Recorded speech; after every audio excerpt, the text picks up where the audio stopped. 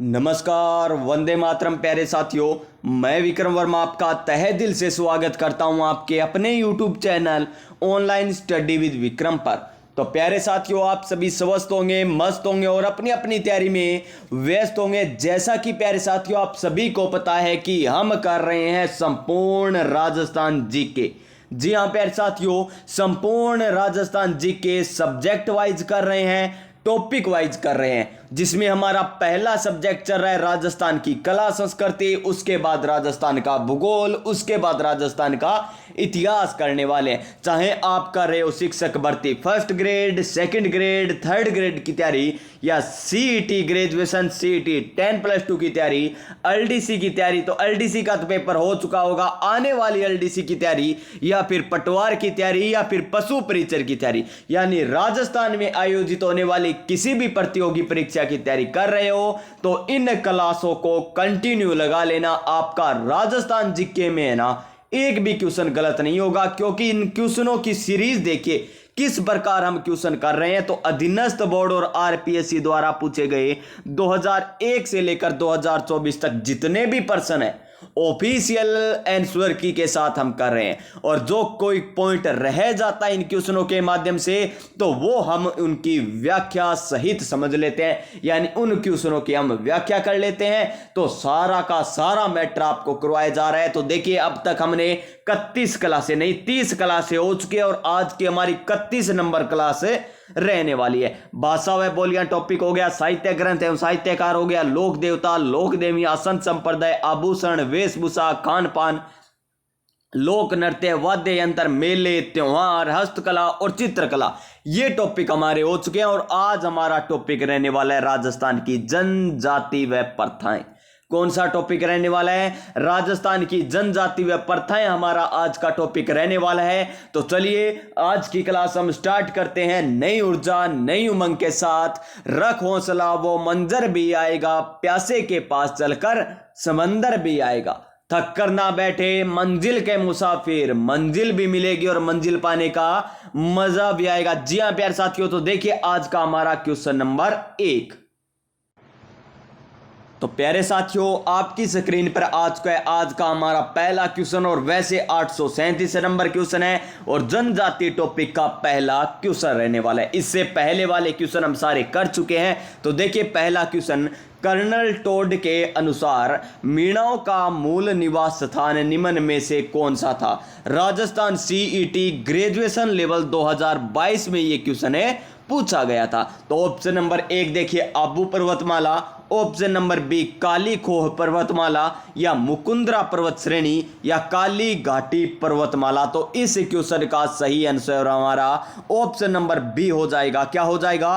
Option number B. और यहां पर देखिए क्या कह रही है व्याख्या। तो कर्नल टोड के अनुसार मीणाओं का मूल निवास स्थान काली खोह पर्वतमाला था। कहां था? काली खोह पर्वतमाला किनका स्थान? मीणाओं का मूल निवास स्थान। राजस्थान में मीणा जनजाति सर्वाधिक संख्या में पाई जाती है। देखिए सर्वाधिक जनसंख्या में राजस्थान में कौन सी जनजाति पाई जाती है? मीणा पाई जाती है। कौन सी जनजाति? मीणा, जिसकी उत्पत्ति पौराणिक आधार पर मत्स्यावतार से मानी जाती है। देखिए पौराणिक आधार पर उत्पत्ति कहां से मानी जाती है? मत्स्यावतार से मानी जाती है। यह भी आपसे क्वेश्चन पूछा जा सकता है। मीणाओं का मूल स्थान कर्नल टोड के अनुसार कहां पर है? काली खोह पर्वतमाला है। और राजस्थान में कौन सी जनजाति सर्वाधिक निवास करती है? तो वो है मीणा जनजाति। देखिए व्याख्या में 3 क्वेश्चन पता चले।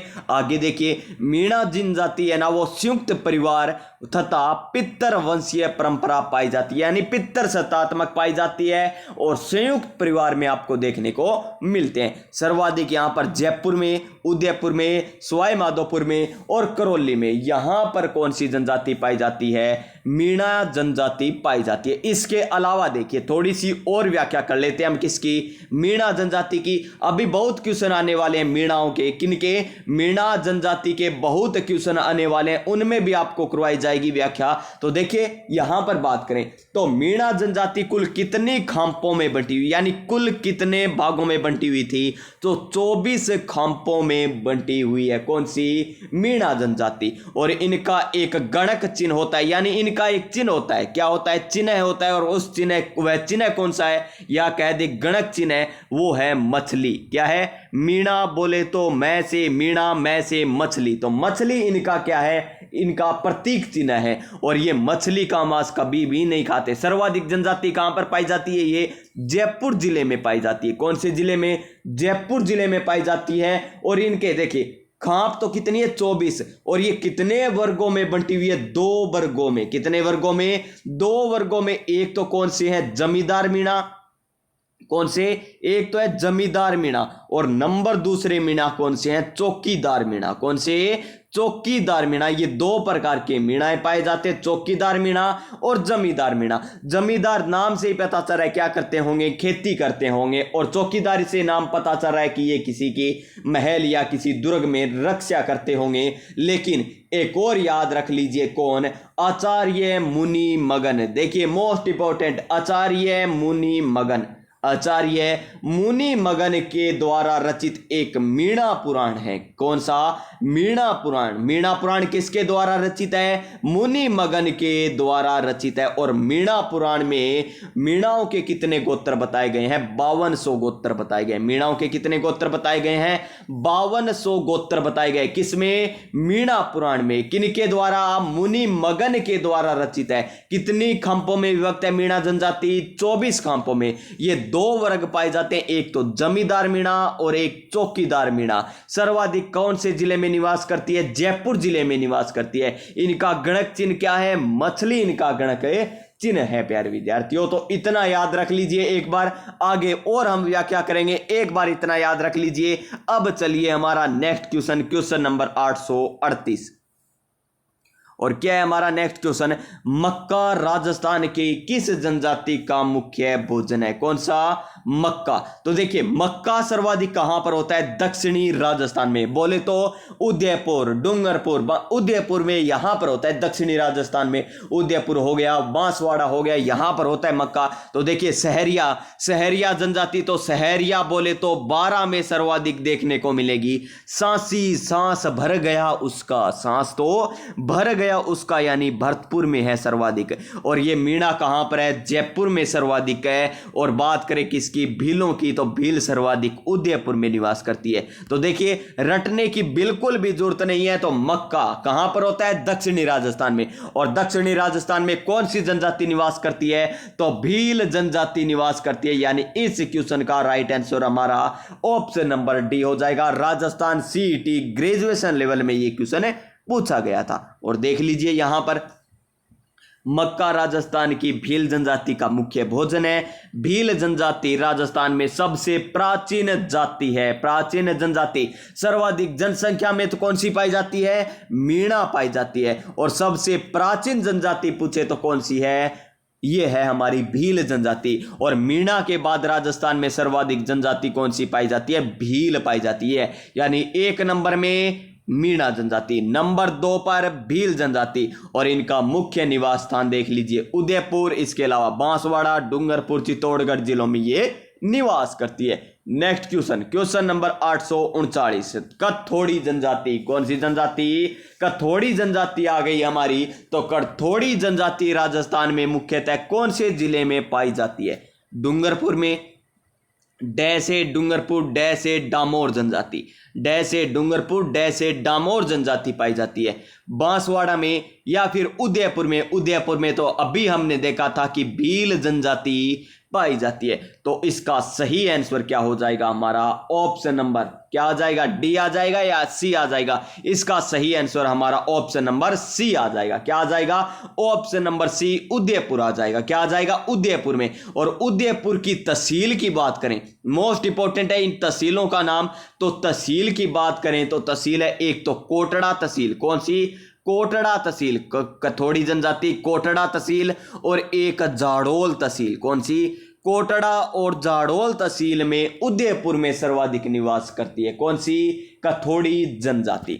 अब देखिए कथोड़ी जनजाति के बारे में थोड़ी सी व्याख्या, ये लीजिए। कथोड़ी यानी थोड़ी थोड़ी, कथोड़ी बोले तो थोड़ी थोड़ी, और थोड़ी थोड़ी ये क्या लगा लेते हैं, शराब पीते हैं। कौन पीते हैं? कथोड़ी जनजाति में थोड़ी थोड़ी शराब कौन पीते हैं? स्त्री और पुरुष दोनों पीते हैं। मोस्ट इंपॉर्टेंट, स्त्री और पुरुष दोनों शराब कौन सी जनजाति के लोग पीते हैं? तो कथोड़ी जनजाति के लोग पीते हैं। अब देखिए, जैसे ही पुरुष का विवाह होता है ना कथोड़ी जनजाति में, पुरुष का क्या हो गया? विवाह हो गया। और विवाह होते ही पुरुष क्या हो जाता है? अलग हो जाता है। यानी एकांकी परिवार आपको किसमें देखने को मिलेंगे?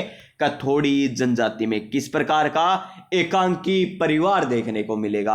और स्त्रियां है ना मराठी अंदाज में साड़ियां पहनती है। मोस्ट इंपॉर्टेंट फैक्ट बता रहा हूं केवल आपको, स्त्रियां मराठी अंदाज में साड़ियां पहनती है। पुरुष अलग होते हैं विवाह होते ही, क्योंकि वो एकांकी परिवार में जीवन यापन करते हैं। और स्त्री और पुरुष दोनों ही यहां पर शराब पीते हैं।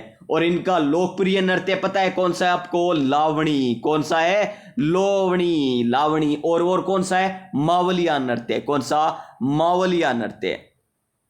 कहो माओ जी, कहो माओ जी, ये इसकी ट्रिक है। किसकी? कहो माओ जी, कहो माओ जी के लावा, कहो माओ जी के लावा, कहो माओ जी के लावा। लोक नृत्यों की ट्रिक है। कौन से? कथोड़ी जनजाति। कैसे? कथोड़ी जनजाति। हो से होली नृत्य, माओ से मावलिया नृत्य, और लावा से लावणी नृत्य। ये किनके है? कथोड़ी जनजाति के लोक नृत्य। किसके? कथोड़ी जनजाति के लोक नृत्य है। और ये खेर वृक्ष से क्या प्राप्त करते हैं कथोड़ी जनजाति? कत्था प्राप्त करते हैं। क्या प्राप्त करते हैं? कत्था। कहां से प्राप्त करती है कथोड़ी जनजाति? खेर वृक्ष से प्राप्त करती है। किससे प्राप्त करती है? खेर वृक्ष से प्राप्त करती है। और इनका एक जो मुखिया होता है ना, जो दल का नेता होता है, उसे क्या कहते हैं? नायक कहते हैं। क्या कहते हैं? नायक कहा जाता है। और ये छोटे छोटे घरों में झोंपड़े बनाकर रहते हैं, उसे क्या कहते हैं? खोलरा। क्या कहते हैं? खोलरा। बस इतना याद रख लीजिए कथोड़ी जनजाति के बारे में। इससे बाहर पढ़ने की आपको जरूरत नहीं है कथोड़ी जनजाति में। किसमें? कथोड़ी जनजाति में। तो चलिए चलते हैं हमारे नेक्स्ट क्वेश्चन पर। और नेक्स्ट क्वेश्चन देख लीजिए, ये लीजिए। उससे पहले यहां पर व्याख्या भी देख लीजिए थोड़ी सी। और इसी क्वेश्चन की, उदयपुर जिले की कोटड़ा, जालोड़ एवं सराड़ा पंचायत समिति में स्थित है कथोड़ी जनजाति। मूल रूप से महाराष्ट्र की जनजाति है। मूल रूप से महाराष्ट्र बोले तो मुंबई की, महाराष्ट्र मुंबई की मुख्य रूप से जनजाति है। खेर के पेड़ से कत्था बनाने में दक्ष होने के कारण उदयपुर में कत्था व्यवसायी इन्हें राजस्थान लाकर बसाया था। और कत्था तैयार करने में दक्ष होने के कारण इन्हें क्या कह दिया गया? कथोड़ी कह दिया गया। क्या कह दिया गया? कथोड़ी कह दिया गया। और इनका कथोड़ी समाज का मुखिया नायक होता है। क्या होता है? नायक होता है। Next question, question number 840। और 840 नंबर क्वेश्चन क्या है? सांप्रदायिक सौहार्द के प्रतीक काजी हमीमुद्दीन नागौरी किस सूफी सिलसिले के थे? चिश्ती, कादरी, मगरबी या सुहारावर्दी? तो ऑप्शन नंबर डी हो जाएगा इसका सही आंसर। क्या हो जाएगा? Option number D. और यहां पर देख लीजिए, काजी हमीमुद्दीन नागौरी सुहारवर्दियों सिलसिले से संबंधित थे। इनका असली नाम शेख मोहम्मद इब्नियता, क्या? शेख मोहम्मद अबनियता था। ये मोहम्मद गौरी के साथ भारत में आए थे। किसके साथ आए थे? मोहम्मद गौरी के साथ आए थे। और इनकी दरगाह कहां पर बनी हुई है? नागौर में इनकी दरगाह बनी हुई है। क्वेश्चन नंबर 841, सांसी जनजाति। कौन सी जनजाति? सांसी जनजाति के लोग राजस्थान के किस जिले में मुख्य रूप से पाए जाते हैं? देखिए, सांस क्या गया? भर गया श्रीमान, बहुत भाग लिया हम, सांस तो अब भर गया। यानी भरतपुर जिला, भरतपुर जिले में। कौन से जिले में? भरतपुर जिले में। Option number D. वन रक्षक 2020 में ये क्वेश्चन है पूछा गया था। अब देखिए सांसी जनजाति के बारे में थोड़ी सी व्याख्या कर लेते हैं। ये लीजिए सांसी जनजाति। सांसी जनजाति सबसे पहले तो कहां पर निवास करती है? सर्वाधिक आपको पता चल ही गया होगा कि भरतपुर जिले में निवास करती है। कौन से जिले में? भरतपुर जिले में निवास करती है। और इस जनजाति की उत्पत्ति किससे मानी जाती है? सांसमल नामक व्यक्ति ने इसकी उत्पत्ति की थी। बिज्जा और माला, ये मोस्ट इंपॉर्टेंट है, क्वेश्चन पूछा भी जाता है। बिज्जा और माला इसकी क्या है? उपजातियां। क्या है? उपजातियां। जिस प्रकार हम हमारी जातियों में उपजातियां देखने को मिलती है। इसी प्रकार सांसी जनजाति में उपजातियां देखने को मिलती है, और वो कौन सी है? बीजा और माला। क्या है? बीजा और माला। और इनके विवाह होते हैं ना, वहां पर तोरण या चंवरी नहीं बनाई जाती। क्या? तोरण या चंवरी नहीं बनाई जाती। तोरण बोले या चंवरी बोल दे, वो नहीं बनाई जाती। तो केवल ये लकड़ी का खंबा रोक कर है ना, उसके चारों ओर क्या ले लेते हैं? चार फेरी ले लेते हैं। कोई तोरण नहीं बनाई जाती, कोई चंवरी नहीं बनाई जाती है। और देखिए विवाह इनका बहुत ही आसान है। खोपरा जानते हो आप? नारियल, जिसे हम नारियल कहते हैं। बस नारियल की जो गिरी होती है ना, उसके आदान प्रदान से इनका विवाह माना जाता है। बस कितने आसान काम है। देखिए सांसी जनजाति में तो इतना याद रख लीजिए। सांसी जनजाति भरतपुर में निवास करती है। बीजा और माला इसकी उपजातियां हैं। तोरण या चंवरी इसके विवाह में उपयोग नहीं किया जाता। नारियल की गिरी से शादी में आदान प्रदान ही मान लिया जाता है। अब देखिए हमारा नेक्स्ट क्वेश्चन, ये देखिए यहाँ पर सारी व्याख्या जो अभी मैंने बताई है वही है। और 842 नंबर क्वेश्चन देखिए कृषि पर्यवेक्षक में पूछा गया, और भी एग्जाम में पूछा गया कि बीजा और माला उपजातियां जनजाति से संबंधित उपजातियां किससे है? तो सांसी जनजाति से। Option number A, option number A हो जाएगा इसका सही आंसर। इसी प्रकार नेक्स्ट क्वेश्चन देखिए। नेक्स्ट क्वेश्चन, सामाजिक सहकारी संस्था हेलरू, कौन सी? हेलरू राजस्थान की किस जनजाति से संबंध है? सहरिया से, कंजर से, भील मीणा से या गरासिया? तो किससे संबंधित है? गरासिया से। Option number D, Garasia. C आ गया तो सी से सिरोही बन जाएगा। सी से क्या बन जाएगा? सिरोही। यानी ये कौन से जिले में निवास करती है? सर्वाधिक के सिरोही जिले में निवास करती है। और व्याख्या देख लीजिए, सामाजिक सहकारी संस्था हेलरू राजस्थान की गरासिया जनजाति से प्रचलित है। गरासिया जनजाति राजस्थान की तीसरी सबसे बड़ी जनजाति है। सबसे बड़ी तो कौन सी थी? मीणा थी। फिर कौन सी आ गई? भील आ गई। उसके बाद कौन सी आ गई? हमारी गरासिया आ गई। नंबर 3 पर गरासिया। देखिए क्रम से याद रखिएगा, पूछा जाता है ये क्वेश्चन। उसके बाद गरासिया जनजाति माउंट आबू के अग्निकुंड से उत्पन्न मानी जाती है। यह आपको चौहानों के वंश का मानती है। चौहानों के वंश का मानती है। देखिए अपने आप को किससे संबंधित मानती है? चौहान वंश से मानती है। और गरासिया जनजाति के वालर नृत्य किया जाता है। गरासिया जनजाति का मुखिया क्या कहलाता है? पटेल या सहलोत कहलाता है। पटेल या सहलोत कहलाता है। और ये हमने लोक नृत्यों में कर लिया था। गरासिया जनजाति के लोक नृत्य माँ ट्री क्या देखी थी हमने? माँ गोवा में मोर जरा कुदा लूं, माँ गोवा में मोर जरा कुदा लूं। ये लीजिए, माँ गोवा में मोर जरा कुदा लूं, कुदा लूं। ये किसकी ट्रिक है? लोक नृत्यों की ट्रिक है। और आपको बता भी रखी है। ये देखिए, और क्वेश्चन क्या है हमारा? गरासिया जनजाति द्वारा किया जाने वाला नृत्य है तो कौन सा है? संकरिया, गुड़ला, पणिहारी या वालर? तो वालर नृत्य हो जाएगा। Option number D. क्या? Option number D. संकरिया और पणिहारी तो किसके हैं? ये तो है कालबेलिया के। किसके हैं? कालबेलिया के। और इसकी भी आपको ट्रिक बता रखी है। कौन सी ट्रिक बता रखी है? बाईपास। कौन सी? बाईपास। बा से बागड़िया नृत्य, ई से इंडूनी नृत्य, पा से पणिहारी नृत्य और स से संकरिया नृत्य। ये आपको बता रखे 4 लोक नृत्य किसके? कालबेलिया के। और वालर किसका है? जो बिना वाद्य यंत्र के किया जाता है। किसका है? ये है गरासिया जनजाति का। Option number D. Next question देखिए हमारा। नेक्स्ट क्वेश्चन ये लीजिए 845 नंबर क्वेश्चन।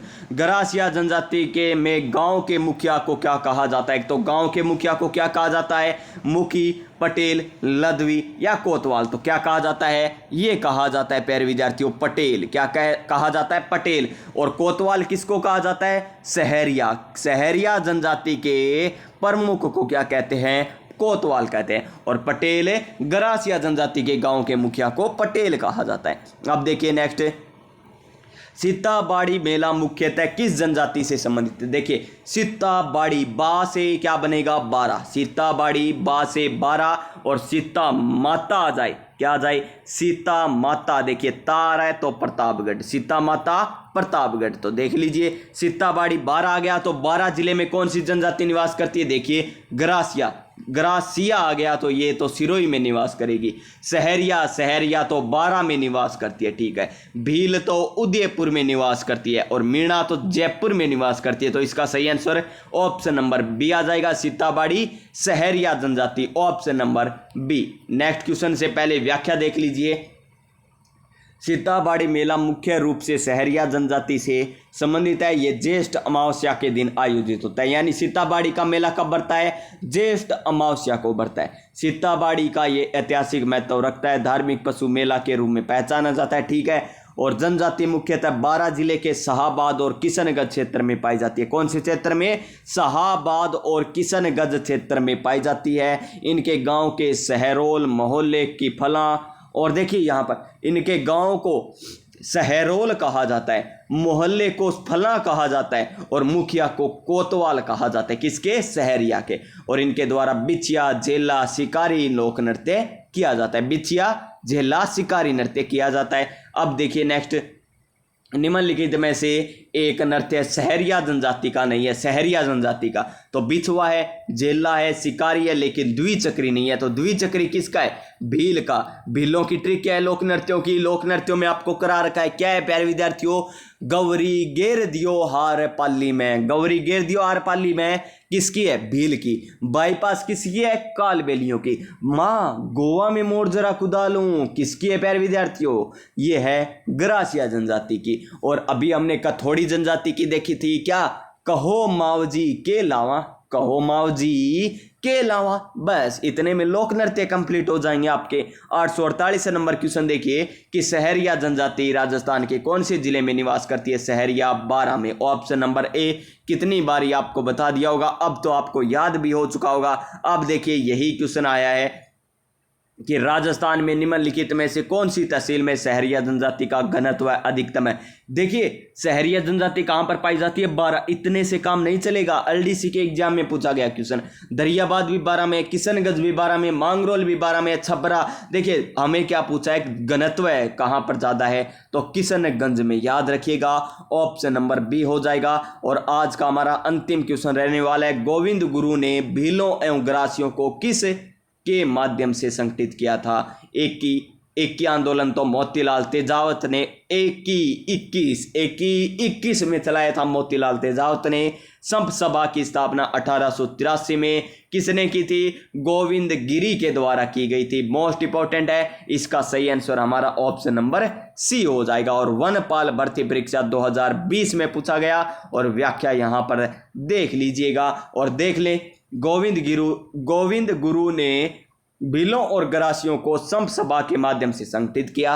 1883 में इसकी स्थापना हुई थी और 1903 में इसका पहला सत्र मार्ग शुक्ल पूर्णिमा से चला था और मानगढ़ पहाड़ी में यज्ञ और यवन से शुरू होकर हर वर्ष आयोजित किया गया था। गोविंद गुरु को अनुयायी भक्त कहलाते हैं, इसलिए इन्हें भक्त आंदोलन कहा गया। तो नेक्स्ट बात करेंगे नेक्स्ट क्लास में। तो प्यारे साथियों आज की क्लास में बस इतना ही, मिलते हैं नेक्स्ट क्लास में, तब तक जय हिंद जय भारत।